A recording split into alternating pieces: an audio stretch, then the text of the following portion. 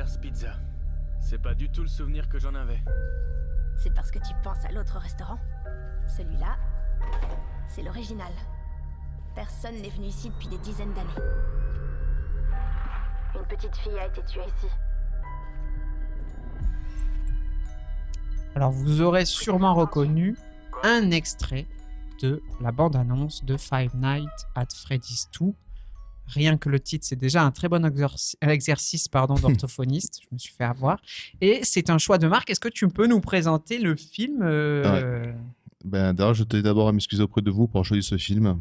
Mais avec l'album de Quadra que tu as choisi et le livre d'Ambassadeur qui s'ennuie, je me suis dit qu'il fallait un peu de pop culture pour baisser le moyen d'âge peut-être de nos auditeurs, auditrices. Alors, là où je n'étais pas d'accord justement ce que tu as dit, c'est que justement ce film, c'est une adaptation ciné d'un jeu vidéo, Five Nights at Freddy's, créé par Scott Cawthon en 2014, où nous incarnons un vigile qui doit surveiller de nuit un restaurant fermé, abandonné via l'intermédiaire d'écrans de contrôle et caméras de surveillance. Sauf que finalement, on va se rendre compte que le restaurant, il n'est pas si vide et si abandonné que ça, puisqu'il y a des animatronics hantés et malveillants qui sont là, qui veulent vous buter. Donc le gameplay est assez simple. Il progresse en loose day, un peu en mode ninja dans l'ensemble du restaurant, et par l'intermédiaire des écrans, c'est anticiper leur progression pour les voir arriver et les stopper avant qu'ils vous butent. Et le but, c'est de tenir 5 nuits. Un gameplay très simple, efficace, qui a fait un gros buzz, puisqu'il y a eu un énorme succès. Notamment porté par un lore très complexe, très dense, qui s'est densifié sur base de creepypasta. Donc, je vous envoie vers l'histoire du Pizzagate, l'histoire de pizzeria où les enfants disparaissent, de soupçons de réseau pédophile et de politiciens US impliqués éventuellement. Et aussi un lore qui s'est complexifié par l'interprétation de fans qui sont engouffrés dans de nombreuses ambiguïtés laissées sciemment par le créateur du jeu. À ce sujet, pour ceux qui sont fans de ce genre d'idées, il y a Feldup, le streamer qui est assez connu, qui va bientôt, suivant quand sortira cet épisode, lancer un épisode de Findings sur le sujet de FNAF. Donc du coup, on est sur une suite, donc c'est FNAF 2. L'adaptation du jeu a déjà été faite par un FNAF 1, logiquement, par Emma Tammy, qui est spécialiste de films de genre, réalisatrice US, qui a fait donc le premier FNAF en 2023, que j'ai trouvé moi, qui avait été assez réussi, assez fidèle à l'univers du jeu, en respectant bien l'idée du lore, tout en la modernisant avec des idées un peu de voyage dans les rêves, assez cool. Et le film a été produit par Jason Blum via sa boîte Blumhouse, qui est quand même, pour ceux qui sont fans des films de genre, une grosse écurie, avec des franchises telles que Paranormal Activity, Insidious, The Purge. Donc on dit, elle avait du lourd derrière. Et donc je me suis dit, le 2, même société de prod, même réalisatrice, même personnage, joué par les mêmes personnes. Donc je me suis pas méfié et c'était une erreur. Merci. Je te rappelle que tes grosses bagouzes font du bruit sur la table, mais ça, c'est parce qu'on a invité un Méditerranéen. Mais c'est peut-être mes gros bracelets aussi. Avant de donner la parole à Jérémy, je voulais revenir justement sur le fait qu'on va au cinéma voir l'adaptation d'un jeu vidéo. C'est pour ça que je te disais qu'on est un peu geek ce soir aussi quand même. Et ça sera notamment l'un des griefs que j'aurai à faire au film, mais pas, je vais pas lui reprocher d'être l'adaptation d'un jeu vidéo, mais je vais lui reprocher d'autres choses. Jérémy, c'est à toi. Qu'est-ce que tu peux nous en dire? Premier avis sur le film. Alors, il se trouve que moi, j'ai vu le premier, non pas parce que ça m'intéressait, mais donc mon fils de 8 ans est fan du jeu vidéo. Donc, quand le premier film est sorti, il m'a tanné, il voulait aller le voir, il n'avait pas l'âge parce que, alors je pense que c'est le cas du deuxième, mais c'est aussi le cas du premier, il y a une interdiction moins de 12 ans en salle. Donc, du coup, on a pu le voir en VOD à la maison. Et du coup, voilà. Du coup, je connaissais l'histoire et je connaissais à peu près le code. Il m'a manqué les codes du jeu vidéo, en particulier des différents personnages et tout ça. On est typiquement dans un film d'horreur de Noël. Je pense que la période à laquelle ça sort, c'est pas innocent. Je suis passé un peu à côté dans le sens où, alors, il m'a manqué un peu les codes du film. Typiquement, moi, je me rappelle que mon fils, qui voyait le premier, il connaissait les monstres et du coup, il me dit tel monstre fait ceci, tel monstre fait cela, on y reviendra. Du coup, j'avais pas tout à fait les codes. La petite déception que j'ai, mais je pense que c'est ce qu'il y a de plus en plus en fait, je distingue un peu les films d'horreur et les films où on sursaute. Et là, c'est un film où on sursaute beaucoup, surtout au cinéma. Donc voilà. Et j'ai sursauté, donc de ce point de vue-là, ça a bien fonctionné. J'ai pas vraiment eu peur, mais bon, ça c'est peut-être parce que maintenant je suis un grand garçon. D'ailleurs, voilà. les gens avaient l'air d'apprécier dans la salle. J'ai Oui. pas... Mais alors je reviens, en fait, je reproche pas à ce film d'être l'adaptation d'un jeu vidéo, je lui reproche de s'adresser exclusivement aux fans du jeu vidéo. C'est-à-dire que je pense qu'en tant que spectateur non joueur, j'ai l'impression qu'il s'adresse à moi comme si je connaissais tout un tas de codes. Et le film, je vais parler du 1, désolé, parce que comme je suis un bon élève, quand tu as mis ce film au programme, je suis allé voir le 1 sur les plateformes de streaming. Et en fait, la formule est vraiment pas mal, parce que ce que j'aime dans un film d'horreur, c'est que ça s'appuie sur des névroses. Et donc là, on est typiquement sur ce restaurant qui est une sorte de flunch, on va le dire très, très simplement, mais très adapté aux enfants, dans lequel il y a un spectacle de peluches animées électroniques. Et on va découvrir que finalement, ces peluches, pour le dire simplement sans entrer dans les détails, mais elles sont hantées et elles vont massacrer des gens. Et en fait, moi, j'ai l'impression que l'idée est là, mais le film va très, très, très vite, comme s'il voulait évacuer tout un tas de choses. Et la frustration que j'ai, par exemple, c'est que les décors sont quand même exceptionnels. J'ai trouvé que vraiment, en termes de décors, c'était du très, très bon niveau. Et il y a une frustration chez moi, et ce qui vient peut-être de la bascule jeu vidéo-film. C'est-à-dire que moi, je ne connais pas le jeu vidéo avec ces histoires de caméras de surveillance. Mais quand le film commence et qu'on voit l'appareillage de caméras de surveillance, je me dis là, il y a un stratagème narratif qui peut faire un super film d'horreur. Et désolé de parler du 1, mais ce reproche va aussi au 2. C'est-à-dire qu'en fait, il y a de très bonnes idées. L'idée d'aller dans un resto pour enfants désaffectés, je trouve que c'est une super idée. L'idée de faire peur avec des peluches qui sont quand même censées nous rassurer, etc. Je trouve que vraiment, j'essaye pas d'intellectualiser un film populaire. Je veux pas faire ça, mais en même temps, je tiens à le... on a parlé tout à l'heure de la caution bof du film, etc. Je pense qu'il y a des ingrédients. En fait, c'est une mayonnaise qui n'a pas prise parce que les ingrédients sont là. Il y a plein d'ingrédients qui malheureusement sont, à mon avis, je n'ai pas eu le temps de m'y plonger, qui sont à la source de la réussite du jeu vidéo et qui ne parviennent pas à trouver une traduction dans le film. Et en l'occurrence, pour avoir vu les deux, le 2, en l'occurrence, je trouve que le 2 n'a pas grand-chose à dire en plus du 1. Pour le résumer, moi, je dirais que le 1, c'est un très bon épisode de Scooby-Doo. Mais au sens strict du terme. C'est-à-dire qu'en fait, désolé, mais en fait, c'est le monsieur qui fait découvrir le restaurant désaffecté, dont on découvre qu'il est le méchant derrière les peluches. Et ça, c'est le scénario de base d'un épisode de Scooby-Doo. Non, j'ai spoilé le 1, mais il se trouve que c'est pas le cas dans le 2. Mais moi, encore une fois, ce n'est pas un problème. C'est pas ça le problème. Et là, je vais revenir sur ce que disait Jérémy avant de vous rendre enfin la parole. Désolé. C'est qu'il y a beaucoup de sursauts. Et en fait, tout se passe dans le hors-champ pour rester en moins de 12 ans et surtout pas se prendre à un moins de 16 ans. Je pense qu'on en a parlé avant l'émission, on est d'accord là-dessus. Mais moi, ça ne me gêne pas. Je pense que le hors-champ est un ressort énorme du cinéma d'horreur, mais là, il sert juste à enlever du sang, en fait. Et il y avait vraiment de quoi faire bien flipper.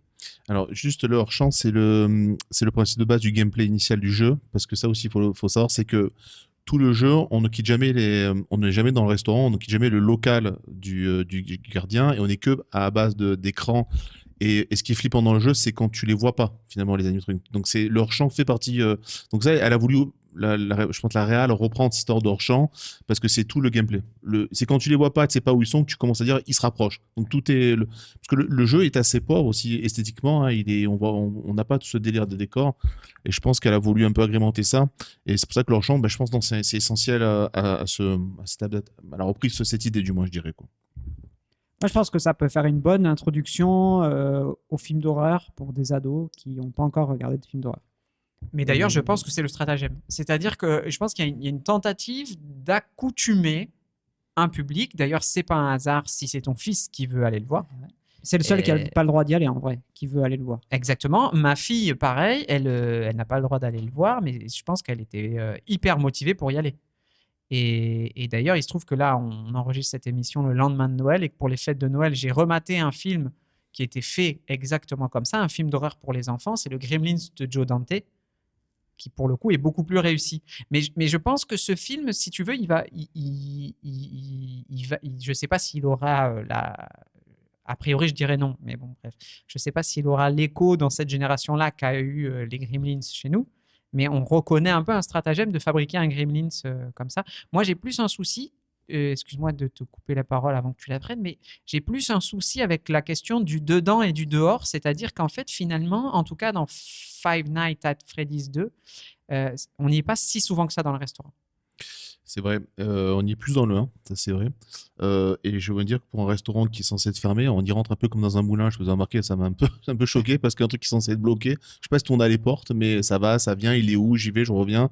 Et ça a l'air loin, ils font pas mal d'aller-retour en vélo, du coup, c'est assez. Ouais, en effet, on est beaucoup dehors. Et là, un truc que je veux rebondir sur ce que tu as dit, c'est ça s'est adressé, tu disais, plutôt aux fans du film. Oui et non, parce qu'ils ont rajouté quelque chose qui n'était pas, c'est une intrigue amoureuse. Alors ça, je pense que c'est la volonté de Blumhouse d'aller chercher, de ratisser large, de dire tiens, on va te choper un peu de teen movie au passage. Ouais, c'est du cahier des charges en fait. Ouais, c'était c'était un peu, j'ai trouvé ça un peu c'est coché. Puis l'intrigue amoureuse sans spoiler, qui s'enclenche pas très bien. On espère que truc à la Ross et Rachel, la sueux qui est revu. Et je pense que Blumhouse a fait l'erreur de vouloir sortir un peu du fan base, de les ratisser un peu large, quoi. Ouais, je suis d'accord. Mais c'est vraiment ça, c'est un film qui ratisse large. Je prends un exemple, dans le 2, il y a une séquence qui est une citation directe de... J'ai oublié le titre. Comment s'appelle ce film où on retrouve le caméscope d'une bande de jeunes qui vont dans une forêt? Projet Blair Witch. Merci, désolé, ça fait juste 20 ans que je l'ai vu, donc ça ne me rajeunit pas. Il y a une volonté de citer le projet Blair Witch, parce qu'au début du 2, il y a une équipe de télévision qui rentre dans le restaurant désaffecté, et donc évidemment on devine de suite que ça va mal finir et que viens, si j'allais au premier étage et toi au sous-sol, on rejoindra plus tard et puis on se rejoint surtout en enfer. En fait, il y a tout un tas de citations qui sont pas inintéressantes. Moi, je pense à un stratagème narratif qui aurait pu être vraiment intéressant et qui en plus est utilisé comme un objet de communication du film, c'est que la petite fille récupère dans le magasin une sorte de poste de radio à l'effigie du restaurant qui tout d'un coup, évidemment, une fois qu'elle est chez elle, se met à l'appeler. Il y avait vraiment de quoi faire un truc avec ça. C'est vrai que c'était vite. Il y avait vraiment quoi de. Et en fait, c'est ça que fait le film, c'est que tout le temps ils disent bon, on va leur mettre un peu de ça, on va leur mettre un peu de ça. En fait, et moi, ce que j'aime dans les films d'horreur, c'est quand on prend un morceau et on dit lui, on va appuyer jusqu'à ce que tu flippes. Et moi, j'ai pas le temps de flipper parce qu'à chaque fois, on passe à autre chose. C'est vrai que c'était un peu foutraque. Et d'ailleurs, c'est bien que je rebondis sur ta ref avec le projet Blair Witch parce que ce que j'ai. Alors, c'est sûrement un choix de la réal parce que, aussi bien dans le 1 dans le 2, le canal vidéosurveillance n'est pas tant exploité que ça. Et peut-être ça a été fait sciemment pour éviter de tomber dans le found footage, donc ce style de film que tu évoques où tout passe par le style. En gros, on retrouve l'histoire en retrouvant les cassettes. Elle n'a pas voulu tomber dessus, mais du coup, tous les canaux, c'est-à-dire la radio, les films, sont mis de côté alors que c'est l'essentiel du gameplay. Et ça, j'ai trouvé ça. Alors, c'est sûrement un parti pris que je trouve un peu dommage pour le coup. Ouais, je suis d'accord. Jérémy, tu as ajouté quelque chose? Non, c'était. J'ai noté pas mal d'incohérences parce que, alors, par curiosité, je suis allé voir un petit peu sur le Allociné après avoir vu le film. Je n'ai jamais avant. Du coup, j'étais assez d'accord avec les spectateurs. Il y a 2-3 trucs que j'ai pas compris, comme les bruits de pas des machines qui sont vraiment très très fortes. On vous dit pour bien insister que elles sont très lourdes et très voilà. On se croirait dans la salle de cinéma. Je crois que même Jurassic Park, ils ont pas osé faire autant avec le T-Rex. Les bruits de pas de la machine. Il manquait le verre d'eau, on a là. compris. Elle est très lourde, elle fait beaucoup de bruit quand elle marche. Et pour autant, quand elle s'infiltre dans une maison, là, on n'entend plus rien et le personnage se retourne et bam, elle est sur lui, alors que normalement, on est censé l'entendre arriver à 3 km. Voilà, il y avait des petites incohérences, mais ça sert aussi à faire sursauter, je reviens là-dessus. Donc voilà, et puis tous les films sont bourrés d'incohérences, il n'y a pas de... Voilà. Mais le coup des pas super lourds des machines, ça m'a interpellé au long du film parce que c'est très très très utilisé. Alors moi, je dois reconnaître qu'à un moment, j'ai kiffé. Il y a eu 5-10 minutes où je suis rentré dedans très tardivement, c'est vers la fin, il y a une scène où les animatronics sortent en ville en fait et commencent à massacrer des gens. Et ben moi, bizarrement, c'est le seul moment où j'ai dit ok, on est en film d'horreur série B. C'est le seul moment, en gros, ils vont trucider des gens. Et c'est le seul moment où j'ai souscrit. C'est le seul moment où je dis allons-y quoi. C'est ça. Je demandais pas après ce film qui se cherche pendant 1 heure. En mode, ils vont sortir, ils vont pas sortir. Ma petite sœur est coincée dedans, elle s'est enfuie, où est-ce qu'elle est? Enfin, tu vois, il y a un truc comme ça qui prend pas. Et puis à un moment, enfin, on souscrit à la bonne formule d'horreur. C'est un monstre qui tue des gens et on est à la limite du comique, quoi. Vraiment, ça a marché. mais ça arrive à 20 minutes de la fin et ça dure 5 minutes. Bon, en plus, massacrer des gens, moi j'ai noté que le body count il est assez timide. Hein. On est à moins de 5 morts. Souvent c'est sauvé in extremis. Enfin, moi j'étais un peu frustré parce que le premier était un peu plus gore. Le jeu est gore. Le jeu est vraiment flippant. D'ailleurs, il faut y jouer à l'occasion parce que c'est assez efficace, c'est assez tendu. Donc là, on a un body count très très timide avec le premier mort qui arrive. Il faut attendre péniblement 30 minutes de film pour le premier mort. Donc moi, je trouve ça assez sur le gore, c'est assez chiant. Et, Ouais, ça rejoint ce qu'Anthony disait, où finalement on veut faire un film d'horreur, mais on veut pas trop non plus se prendre des interdictions qui empêcheraient. C'est censé être un blockbuster et faire rentrer de l'argent. Donc je pense qu'il y a des grandes ambitions vu la promo et tout ça. Je pense qu'il y a des grandes ambitions en termes de nombre d'entrées et qui du coup peuvent expliquer ce genre et puis sans spoiler la fin, le film se termine pas, donc on sait qu'il y aura un troisième volet un peu comme Matrix 2 quoi. On sait qu'on va y retourner et accessoirement il y a aussi ce truc là qui est de dire mais en fait et c'est là où finalement on essaye de faire rentrer une boule dans un trou carré et que ça marche pas, c'est que le film d'horreur par essence il doit être transgressif et on essaye d'en faire un produit commercial et ça c'est je dis pas que j'ai pas d'occurrence en tête, parfois ça peut marcher et même très bien marcher. Parce que je m'y connais pas assez en film d'horreur pour savoir exactement ce qui marche et ce qui marche pas. Mais là, pour le coup, c'est l'exemple le type qui ne marche pas. C'est-à-dire que je sais pas qui je satisfais en fait. À mon avis, je satisfais les gens qui n'ont pas le droit de le voir. C'est-à-dire qu'en fait, ceux qui vont aimer ce film sont des gosses de 8-9 ans qui vont le voir dans 6 mois sur les plateformes de streaming. C'est le problème de Blumhouse, c'est que faisant partie des fans de films de genre, on est toujours embêté quand ça devient mainstream. Et les grosses écuries comme ça, elles sont toujours en dilemme en disant est-ce que je satisfais le cinéma de genre, en même temps est-ce que je fais du pognon, parce que c'est aussi le sujet. Donc là, une franchise comme ça, qui en plus un jeu vidéo connu avec une certaine communauté très dense en termes de lore qui devient mainstream, c'est un peu tout le sujet. Et c'est souvent le problème, et c'est pour ça que souvent les adaptations de jeux au cinéma, ce sont des navets parce qu'ils ont toujours du mal. Cette passerelle est toujours compliquée. On l'a tellement vu. Rassure-moi, quand tu dis navet, tu parles pas de Street Fighter avec Jean-Claude Van Damme. Non, jamais. Bien sûr. Souvent c'est de la merde en fait, et donc du coup c'est un des médias qui a du mal à faire la passerelle, c'est très compliqué, et du coup et je suis d'accord avec toi, à la fin elle est bâclée parce que on a l'impression qu'elle est bâclée comme ma chronique d'aujourd'hui, j'ai l'impression, et c'est pas qu'on nous sous-entend qu'il y a une suite, c'est qu'on nous la hurle. Enfin, j'ai jamais vu une idée de trilogie aussi peu fine de ma putain de vie. La vache, bientôt il y a marqué venez pour le 3. Enfin, mais on était à 2 doigts. Limite, ils ont affiché le QR code pour réserver les places. Moi j'ai pris un fou rire. J'avoue, j'ai pris un fou rire. J'ai dit non, j'en ai vu des trucs lourds, mais là. Oui, d'ailleurs, c'est le seul moment parce que on a vu le film ensemble. C'est quand même ça aussi le concept du Pambagna Social Club. Et je t'ai vu prendre des notes religieusement pendant tout le film. Et le seul moment où j'ai vu un semblant de révolte chez toi, c'est le moment où on nous annonce que c'est pas terminé.